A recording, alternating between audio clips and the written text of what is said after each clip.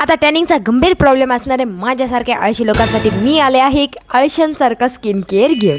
आता हे मी आळशांसारखं का म्हणलं, कारण की हे स्किन केअर करायला तुम्हाला 5 मिनिटं पण खूप झालेत, पण ठेवावं मात्र अर्धा तास लागतो आणि एवढं पण काय अवघड नाही आहे, ते तुम्ही बसल्या बसल्या केलं तरी होऊन जाईल. तर सगळ्यात पहिल्यांदा तुम्हाला घ्यायचं आहे 2 टेबलस्पून बेसन पीठ. त्याच्यामध्ये टाकायचं आहे थोडीशी आंबा हळदी.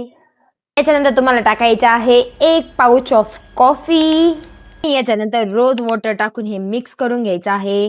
रोज वॉटरच्या जागेवरती तुम्ही मिल्क सुद्धा यूज करू शकता किंवा मग साधं नॉर्मल पाणी सुद्धा यूज करू शकता, पण रोज वॉटर यूज केलं तर ते अजून बेनिफिशियल होईल.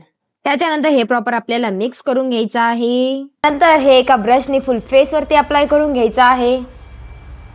आता हे मास्क अप्लाय झाल्यानंतर तुम्हाला ऍटलीस्ट 15 to 20 मिनिट्स हे ठेवावंच लागणार आहे रिझल्टसाठी.